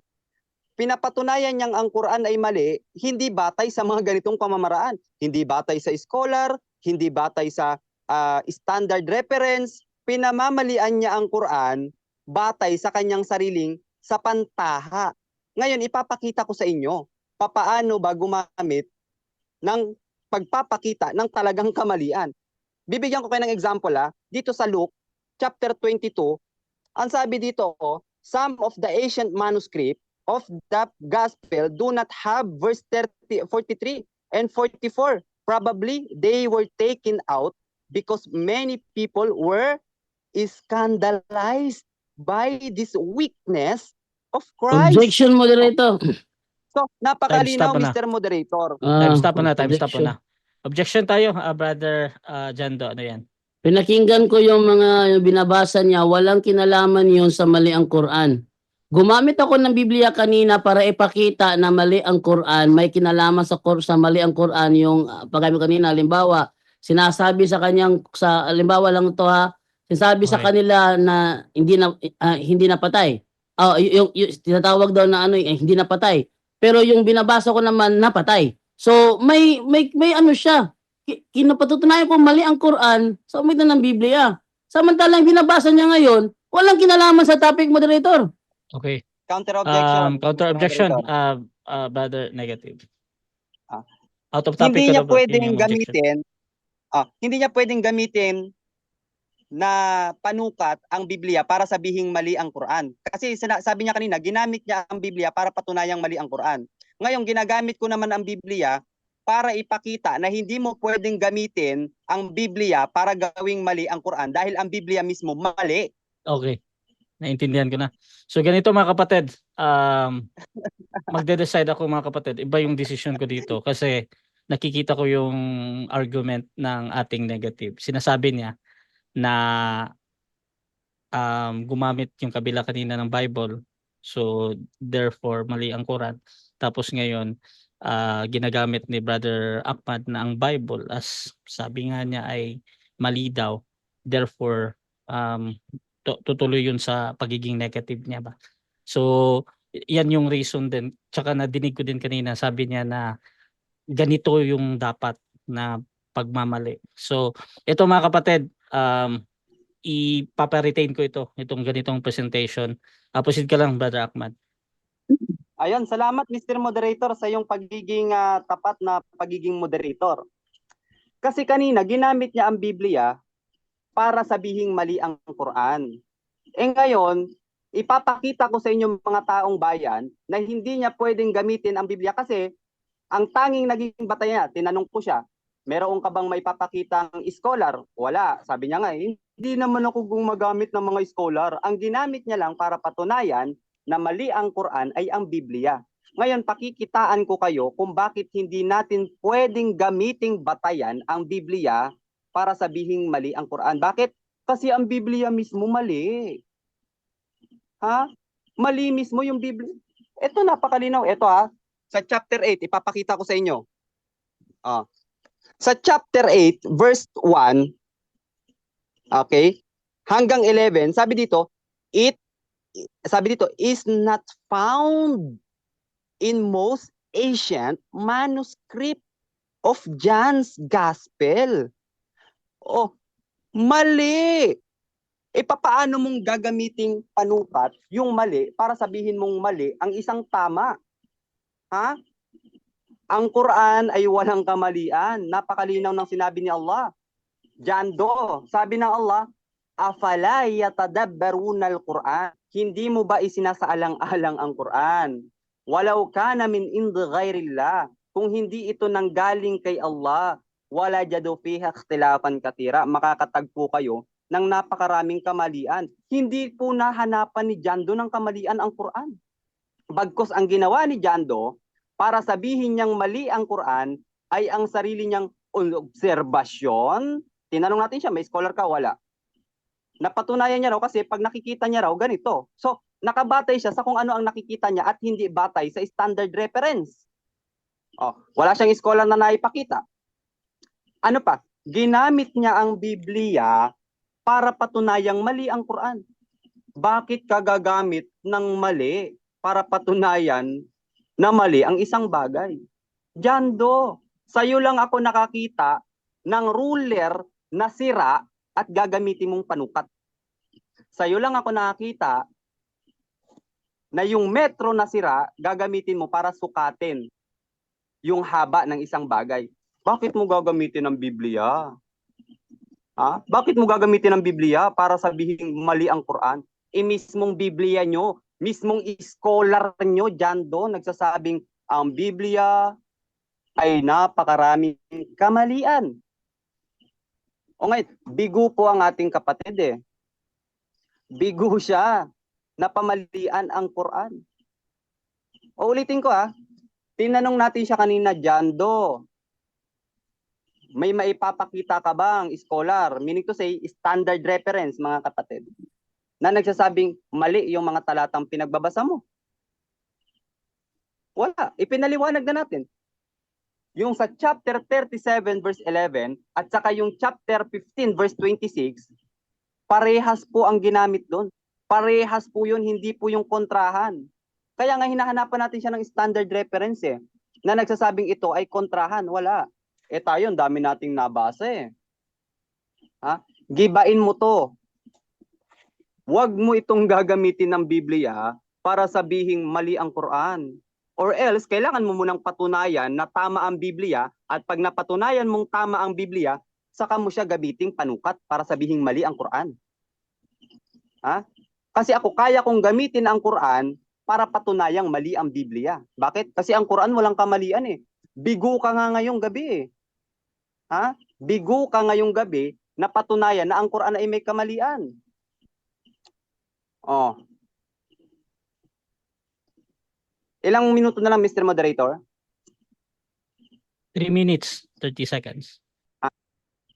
Ilan? 3 minutes and 30 seconds. Okay.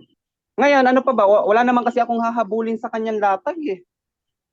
Wala akong nakikitang kamalian doon. Wala akong nakikitang dapat habulin doon kasi hindi siya gumamit ng standard reference eh. Hindi natin pwedeng gawing batayan si Jando. Jando, sino ka ba? Para sabihing mali ang Quran, sino ka? Scholar ka ba? Hindi. Hindi mo nga naiintindihan ng Arabic eh. Tatakbo siya sa objection, Mr. Moderator, napag-usapan namin. Ang napag-usapan natin para alam ng taong bayan, ang napag-usapan natin, hindi kita pababasahin ng Arabic. Yan ang napagkasunduan natin sa debate. Ha? Sabi niya kanina, pinag-aralan kong mabuti yan. Pinag-aralan ko yan ng masinsinan. Eh kung pinag-aralan mo to ng masinsinan, alam mo ba kung anong mga kataga ng Arabic ang ginamit dito? Hindi. Hindi mo to pinag-aralan ng masinsinan, kaya nasabi mong kontradiksyon. Kasi kung pinag-aralan mo ito ng masinsinan, Jando, kung talagang sinaliksik mo ito ng masinsinan, inalam mo ng mas malalim, hindi ka magkukonclude na ito'y mali at ang conclusion mo ay batay lamang sa sarili mong sapantaha. Ha? Batay lamang sa sarili mong sapantaha. Eh according sa Time Magazine, yung Biblia, for example, yung King James Version, baka itatanggi ito ni Jando, naglalaman ang New Testament ng 50,000 error. Oh. Kita nyo? Yun ang mali. Bakit? Meron akong batayan. Kaya nga, sa susunod, Jando, huwag mong gagamitin itong mali para sukatin ng isang bagay. Mali nga eh. For example, bumili ka ng 1 kilong manok doon sa palengke. Tapos, titignan mo kung tama ba sa kilo yung binili mo. Pero ang gamit mong timbangan, sira. Sa tingin mo, makikita mo kung tama yung timbang ng binili mong manok. Samantalang ang ginamit mong timbangan, mali, sira. Hindi ganon. Hindi ganon, Jando. O ngayon, bigong-bigo si Jando ngayon. Last 1 minute. Akala ko pa naman napakagaling. Akala ko pa naman talagang Objection, moderator. pagpapawisan ako. Akala ko ba naman talagang Objection, Stop, moderator. time stop. Oh, Objection, ayan. affirmative, ano yan? Hindi nakapagpigil aking kalaban, nag-adhuming na kaagad. Hindi ako Okay. nag-adhum sa iyo, bro. Huwag ka mag-adhum sa akin. Okay, gusto ko lang counter i-confirm. objection, Mr. Moderator. Wait lang, Ahmad. Gusto ko lang i-confirm yung word na ad hom. Anong sinabi, Brother Janto? Kung i-reply natin, moderator, magkakasabi niya ngayon na hindi daw siya pinagpawisan, sayang Mhm. daw yung yung mga attack yun sa akin, moderator, at I considered it as ad hominem. Okay, naintindihan ko. Direct sa akin yun, hindi sa topic yun, sa akin, direct sa akin yun. Yes, naintindihan ko. Counter Brother objection. Ahmad, meron ka bang counter objection? Ad hominem. Mr. Moderator. Nakikita niya, binabantayan niya kung ano yung ginagawa ko. Siya kanina, Mr. Moderator, habang nagpipresent ako, habang sumasagot ako, pinagtatawanan niya yung sagot ko.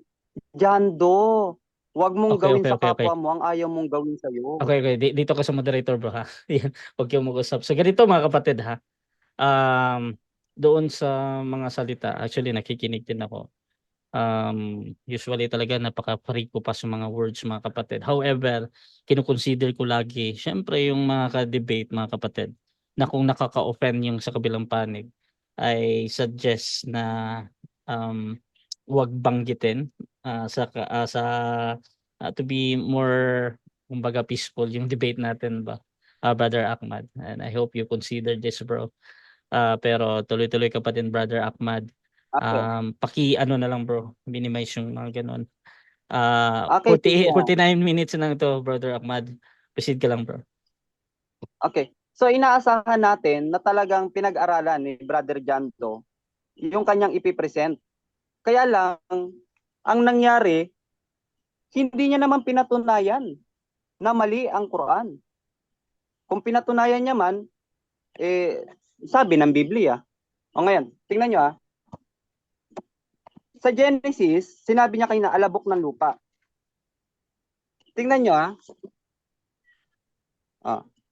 ipapakita ko sa inyo. Sa Genesis chapter 2 verse 7, wala pong binanggit diyan na alabok ng lupa. Nilikha ng Diyos ang tao mula sa alabok. May lupa ba? Wala. O ngayon, alin ang totoo? Yung Biblia ang gamit mo, Jando? O itong Biblia ang hawak ko? O yan ang kontrahan. Yan ang malinaw na kontrahan, Jando. Okay, so dyan nagtatapos mga kapatid ang rebuttal ng ating negative. At syempre, tako tayo sa 7 minutes na second cross ng ating affirmative. Brother Jando ng Roman Catholic Church, your time start now. Saan natatagpuan ang alabok, bro? Sa lupa o sa tubig? Sa lupa, Sagot. Mr. Moderator. Proceed. Okay, dahil sangayon ka ng alabok ay sa lupa, sangayon ka ng alabok galing sa lupa. Yes or no? Ay, sangayon ako, Mr. Moderator. Pero ang tinututulan natin, yung salitang alabok ng lupa. Dahil dito sa Biblia ang binasa ko, walang nakalagay na alabok ng lupa. Ang nakalagay dito, clay. Sa English, ito, sa CCB. Clay. Ngayon, kung gagamitin natin itong CCB, na ang binanggit dito, clay, mali ito. Next Bakit? question. Yung nakikita Meron ka bang question na. meron ka bang may pakita sa akin, bro, na Jewish history na tinatanggap ng mga Jewish na kalaban ni Jesus na siya ay Misaya? Meron ka bang may pakita o wala? Wala, Mr. Moderator. Oo. Bakit? Kasi yung history, Mr. Moderator, yung history po, lalong-lalo na sa kasaysayan ng mga Romano, kapag sila ang nagwawagi o nasasakop nila ang isang bansa, binubura nila ang history. Binubura nila yung kasaysayan at nagsisimula sa kasaysayan kung kailan nila ito nasakop. Next question. Next question. Ginamit ko yung insights from God's Word by Emmanuel Maloneda sa page 72.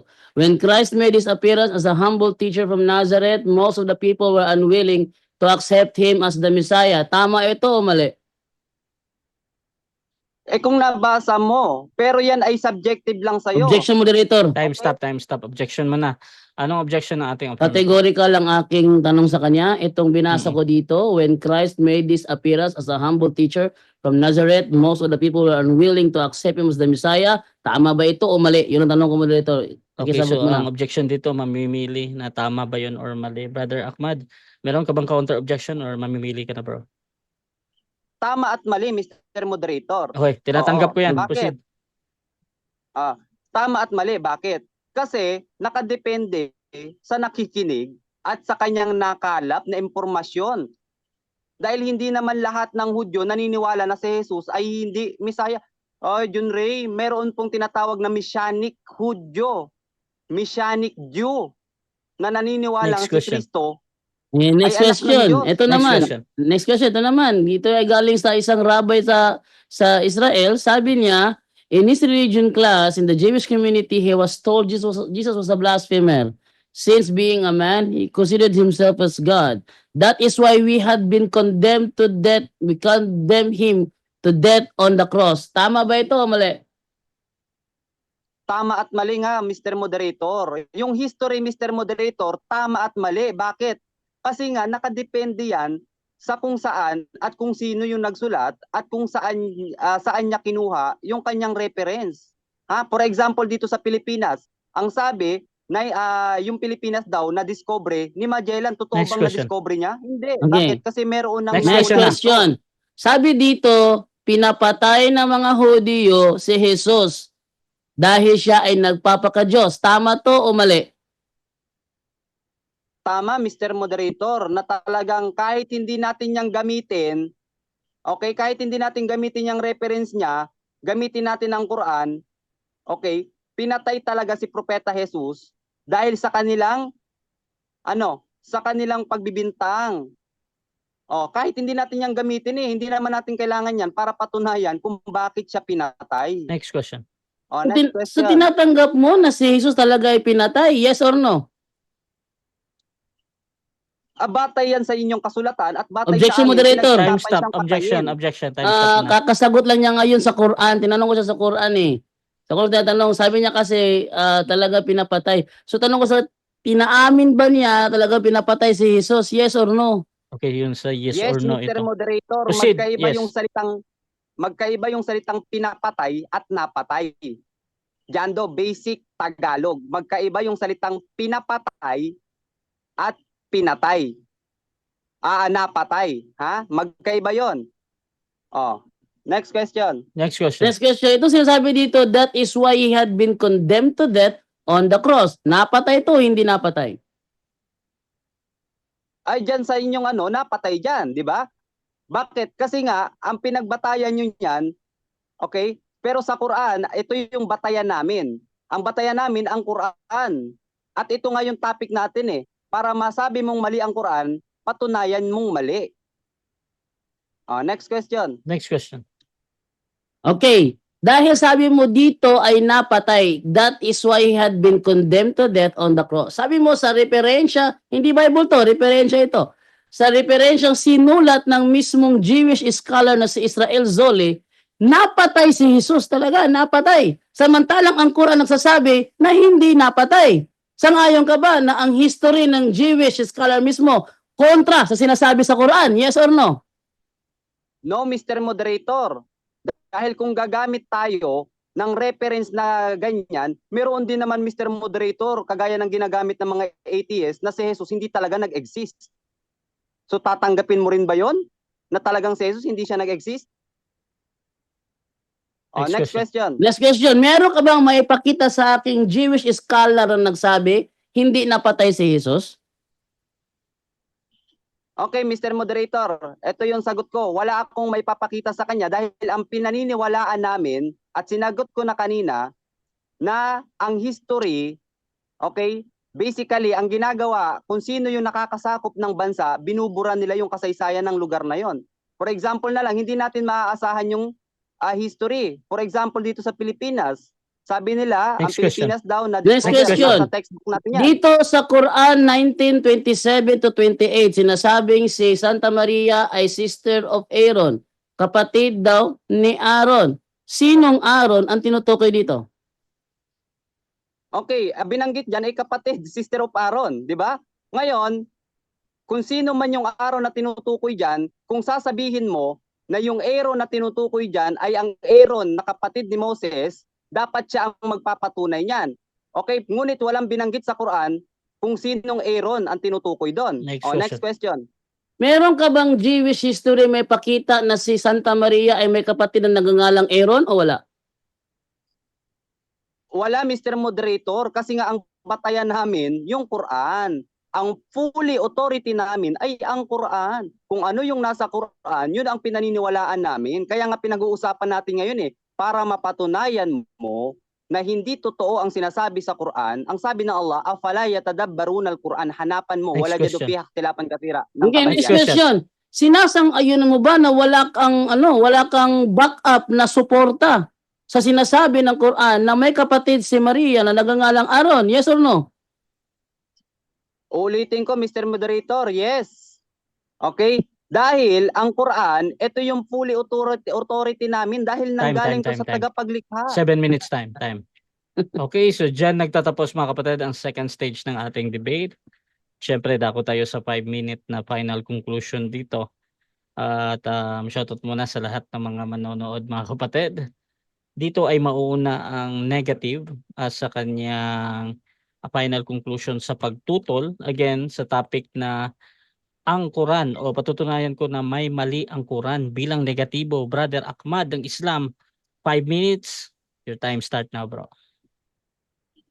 Okay. Bismillah. Hindi napatunayan ni Jando Hindi niya napatunayan na mali ang Quran. Ang ginawa niya, ginamit niya ang Biblia, gumamit siya ng Biblia para patunayang mali ang Quran. O yung kanina, sabi niya, ang sabi ni Jando kanina, yung huling tanong niya, yung patungkol kay Aaron, sister of Aaron, ang balak ditong palabasin ni Jando itong Aaron na ito ay sa panahon ni Moses. Dapat sila yung magpatunay patungkol diyan. Patunayan nila na yung tinutukoy na Aaron doon ay sa panahon ni Moses. Pangalawa, ang fully authority natin mga kapatid, naming mga Muslim ay ang Quran. Bakit? Kasi ang paniniwala namin, ang Quran ay nanggaling sa Diyos. At kung ano ang sinabi ng Diyos, ay totoo yan. Kung ano ang sinabi ng Diyos, totoo yan. Kaya nga, dapat ang ginawa ni Jando, pinatunayan niya na ang Quran ay unreliable. Dapat pinatunayan niya na ang Quran ay may kamalian. Kasi ang Quran, meron pong hamon eh. Anong hamon ng Allah? O Jando, afala yatadabbaruna al-Quran, Jando. Hindi mo ba pinag-iisipan ang Quran? Walau kana min indi ghairillah, kung ito ay nanggaling sa iba at hindi galing kay Allah, wala yadu fiha ikhtilafan katsira. Matatagpuan mo ito ng kamalian. Wala kang nakitang kamalian eh. Yung kamalian na pinagsasabi mo, batay lang yun sa pananaw mo at hindi batay sa standard reference. Hindi batay sa standard reference. Ngayon, nagtatanong siya patungkol sa mga history. Alam nyo kapatid, ang history, hindi yan accurate na talagang 100% mapapaniwalaan natin. Bibigyan ko kayo ng example. Okay, sa textbook natin, sabi doon, ang Pilipinas daw ay discovered by Magellan. Na-discover daw ni Magellan. Totoo bang si Magellan ang nakadiscover ng Pilipinas? Hindi. Sapagkat bago pa man dumating si Magellan, mayroon na tayong sariling kalakalan.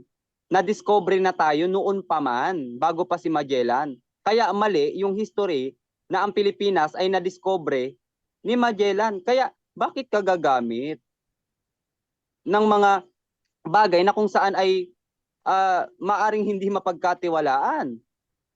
'Di ba? So nabigo si Jando na patunayan na ang Quran ay mali. Nagkamali siya ng paggamit ginamit niya yung Biblia para patunayang mali ang Quran. Ang problema, mismong ang Quran mali, ang Biblia mali. Mismong ang Biblia mali. Kaya bagsak Bagsak ang kanyang argumento. Wala siyang naitindig sa gabing ito. Salamat, Mr. Moderator. May 2 minutes pa, bro. Okay na yan. Okay, so dyan nagtatapos mga kapatid ang final conclusion ng ating negative. At dako tayo sa final conclusion din ng ating affirmative sa kanyang pinatutunayan na may mali ang Quran. Brother Jando ng Catholic, your time start now, bro. Okay, kanina ko pa sinasabi sa kanya, ayaw niya tanggapin eh. Kasi yung mga tanong niya sa akin, malayo sa mga sinasabi ko. Standard reference daw. Standard reference to, hindi naman sa amin to eh. Ito ay isang Jewish scholar na si Israel Zoli. Nagpapatunay siya na si Kristo talaga pinatay. In his religion class, in the Jewish community, he was told Jesus was a blasphemer. Since being a man, he considered himself God. That is why he had been condemned to death on the cross. Hindi amin yan. Dumer, hindi amin yan. Standard reference yan, hindi amin yan. Jewish scholar yan. Katunayan, binakapan ko pa ng Roman historian. Ang Roman historian si Cornelius Tacitus, hindi amin yan. Standard reference yan. Sabi ni Tacitus sa kanyang Annals 1544. Consequently, to get rid of the report, Nero fastened the guilt and inflicted the most exquisite tortures on a class hated for their abominations, called Christians by the populace. Christus, from whom the name had its origin, suffered the extreme penalty during the reign of Tiberius at the hands of one of our procurators, Pontius Pilatus. Sabi niya, ang ginagamit ko lang daw Biblia. Biblia lang. Ginagamit ko standard reference din. Ibig sabihin, ang Biblia at ang standard reference magkatugma. Tingnan mo, napunta siya kay Magellan, layo naman na tinakbo mo. Napunta sa atheist, layo naman na tinakbo mo. No? Pag siya gumamit ng referensya, ang layo na tinatakbo. Etong sa akin, hindi na malayo sa akin eh. Yan nyo inaamin. Talagang pinatay si Jesus. Ayan do, He has been condemned to death on the cross. Standard reference yan. At ano pa? Ano pang sinasabi mali sa Quran? Sabi niya, yun daw sinasabi daw na Aaron, na sister daw niya si Mary. Ano daw yun? Hindi daw yun ang kapatid ni Moises. Ano hindi kapatid? Kung hindi yun ang kapatid ni Moises, bakit may sinasabi naman ulit sa 66:12 ng Quran na si Mary is daughter of Imran? Oh, huwag mo sabi, sino ba si Imran? Tingnan nyo ha, sino si Imran? At ipakita kung sino tong si Imran. Ito si Imran, siya ay ang father of Moses, no? At ipakita yung ating na search dito. Si Imran ay father of Moses. Ito, pakita ko sa inyo. Ayan, no? Amram.